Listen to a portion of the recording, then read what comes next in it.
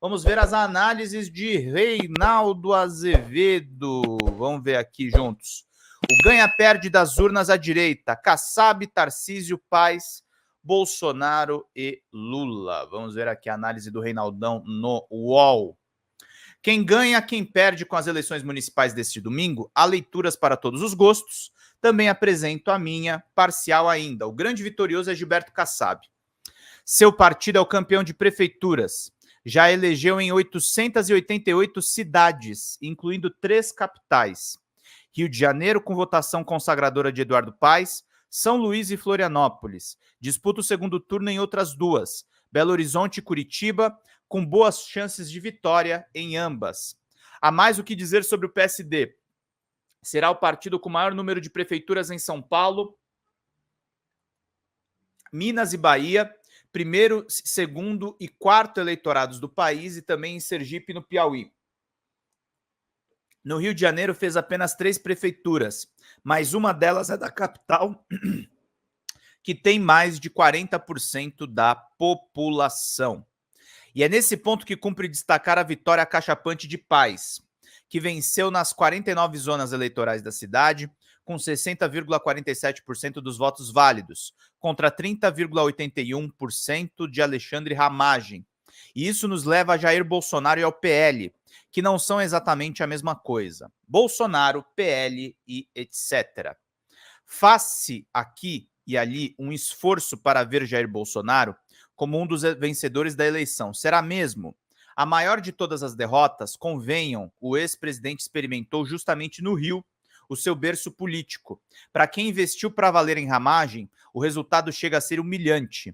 Ainda no sábado, muito ao seu estilo, disse que se verificaria neste domingo se os presídios iriam comemorar, referia-se, ora vejam, a vitória de Paes. O mito fez o favor de colar a vitória de Paes a Lula. O prefeito, diga-se, aproveitou para agradecer ao presidente. Embora se deva destacar a extrema habilidade e versatilidade do incumbente, como dizem, em fazer alianças. Dadas a pressão do bolsonarismo na cidade e a virulência do ex-presidente, o resultado fez de Paes o maior vencedor individual das eleições municipais. Promete terminar o mandato. Em política, sempre existem as circunstâncias. O PL anunciou a intenção de fazer mais de 1.000 prefeitos. No auge do delírio, Valdemar da Costa Neto, presidente da legenda, chegou a falar em 1.500. Até agora são 523 prefeitos, são muitos. Há 2 capitais já asseguradas, Rio Branco e Maceió.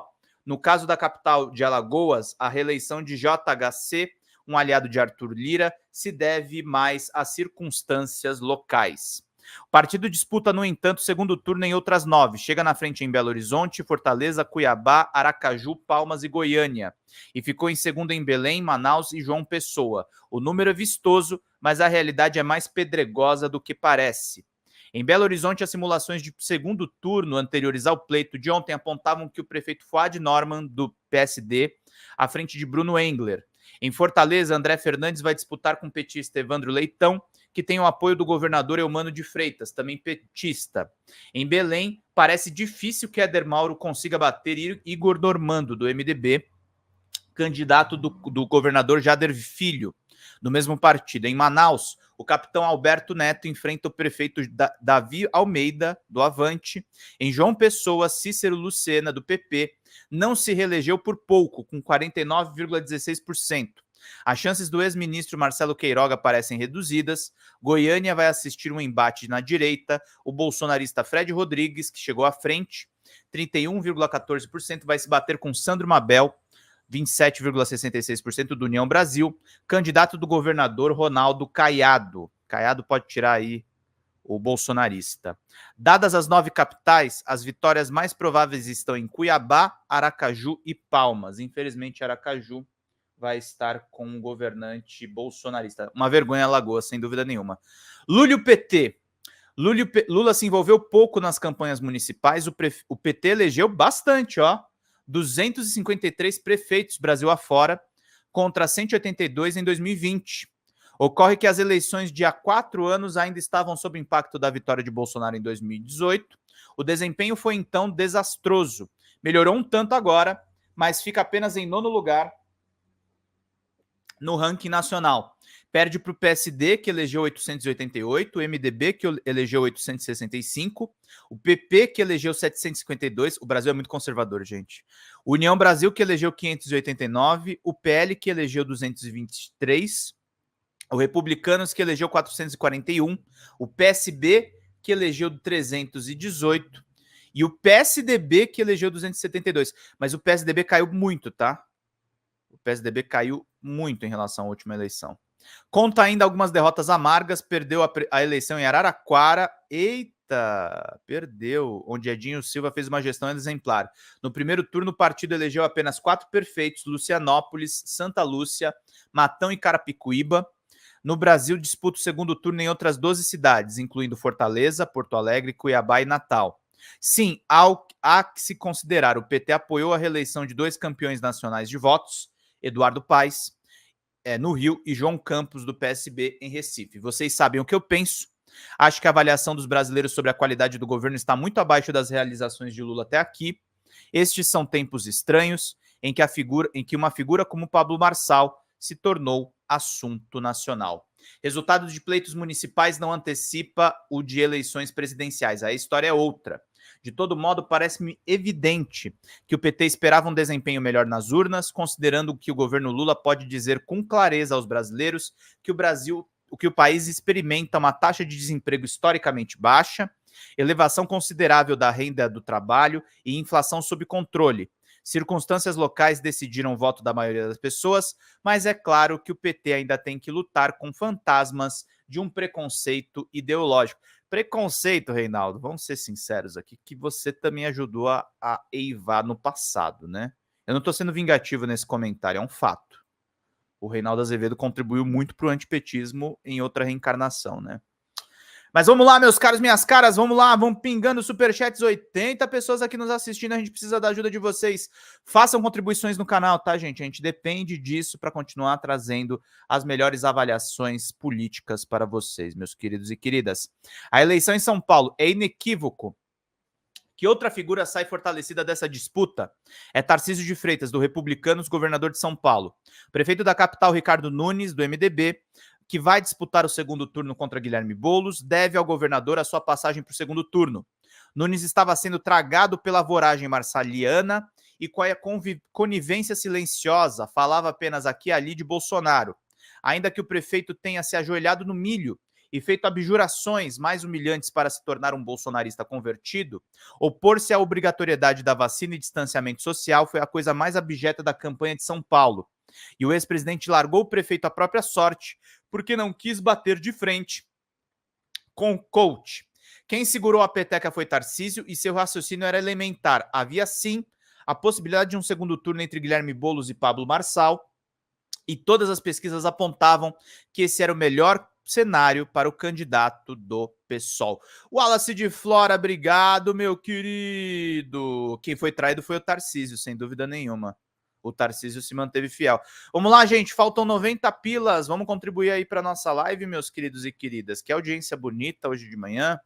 Vamos lá para a gente fazer bem aqui o nosso trabalho, meus caros, minhas caras.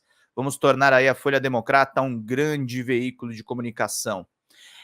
Os três chegaram embolados à reta final e assim permaneceram. Nunes com 29,48%, Boulos com 29,07% e Pablo Marçal com 28,14%. Ainda que o coach recite a ladainha antediluviana do bolsonarismo, é evidente que ele assaltou a cidadela da extrema-direita sem pedir licença. Bolsonaro foi inicialmente convencido a dar um chega para lá no novato ousado, mas logo recuou quando percebeu que parte da sua tropa não estava obedecendo ao comando, evidenciando porque estava destinado, quando militar, a jamais ser um general. Falta-lhe, entre outras coisas, coragem. Vamos ver o papel que terá agora na campanha. Uma coisa é certa, a ascensão de Marçal mais o enfraqueceu do que o fortaleceu. Se ele contava com eleições municipais para dar um novo impulso à tese da anistia, convém buscar um outro motivo, ainda que seja inútil, porque a aberração pararia no Supremo. Nesse capítulo, convém falar de Boulos. Não disputasse o segundo turno, é claro que isso seria uma derrota gigantesca para ele próprio e para os progressistas. Obteve 20,24% dos votos válidos há 4 anos e agora 29,07%. Dadas as circunstâncias e dado que passou pelo crivo do primeiro turno, trata-se sim de um excelente resultado. É o que eu falei para vocês, o Boulos é um vencedor nessa eleição. Nas pesquisas sempre ficou atrás de Nunes, nas simulações de segundo turno, e vai enfrentar um jogo duro, mas já conseguiu um feito e tanto e se robustece como um quadro de renovação da esquerda. Outros destaques, há outras vitórias e derrotas depois deste domingo. Vamos a algumas considerações rápidas. Tabata Amaral obteve uma votação expressiva e, dado o resultado, apressou-se em anunciar que votará em Guilherme Boulos, deixando claro, no entanto, que não subirá em palanque. Não quer produzir fotos para o futuro. Para a carreira tão curta na política, sai fortalecida e conseguiu dar vitalidade ao discurso nem-nem. Está destinado a ocupar um lugar no terreno da centro-direita, se e quando ele for viável no Brasil. Pablo Marçal vai ter que se entender com a justiça e com a polícia, dada a ação criminosa de sexta-feira passada, quando pôs para circular um laudo falso sobre a suposta internação de Boulos por consumo de cocaína. A farsa era tão grosseira que não é possível que achasse que não seria logo desmascarada. Considerando o modo que ele opera, isso não tem importância para ele. É claro que ele não vai voltar apenas para sua vida de coach. A questão é saber se ele vai infernizar mais a esquerda ou o establishment da direita. Eu acho que ele vai infernizar isso aqui, tá? Pablo Marçal ferrou a extrema-direita. Ciro Gomes, o PDT de Ciro Gomes sai liquidado dessa disputa. Seu candidato, o prefeito José Sarto, obteve apenas 11,75% dos votos. PDT elegeu apenas 151 prefeituras, contra 317 há 4 anos. Disputa o segundo turno em uma capital apenas e não como favorito, Aracaju. Pior, elegeu apenas 5 prefeitos no Ceará, em 2020 eram 67. O partido campeão de votos no estado é o PSB, com 65, para onde migrou Cid Gomes, o seu irmão com quem ele rompeu. Parabéns, Ciro. Parabéns pela merda que você fez. As direitas e o centrão. Se a extrema-direita bolsonarista, e tomarei o PL como referência, não teve o desempenho que se esperava, e isso não deixa de ser um alento bem pequeno, é inequívoco que o país sai bastante à direita da eleição, ainda que seja preciso matizar determinados resultados. O PSD do Kassab, com suas 888 prefeituras, está no governo Tarcísio, mas tem 3 ministérios na gestão Lula. Nesse número vistoso, há 115 cidades conquistadas na Bahia, em muitas delas em associação com o PT.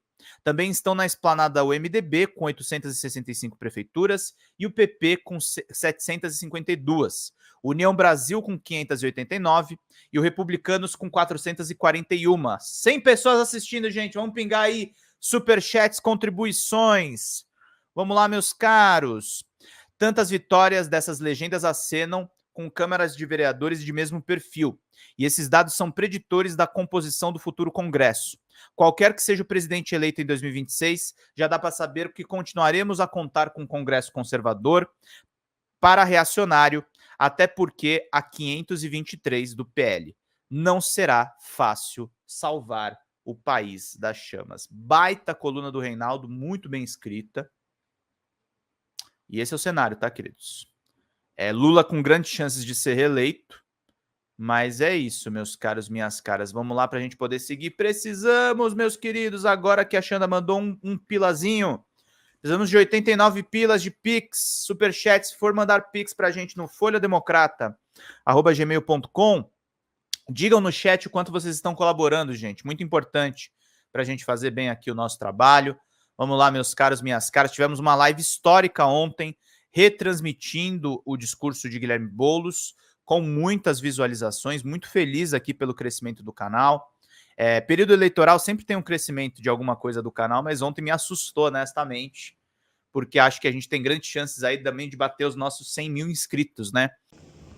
Olá, o nosso canal Folha Democrata já está monetizado, mas, infelizmente, devido a problemas burocráticos, nós não estamos tendo acesso a essa monetização.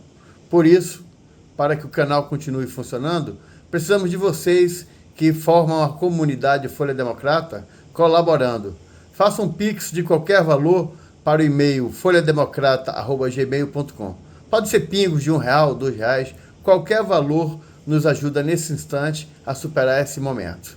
Muito obrigado.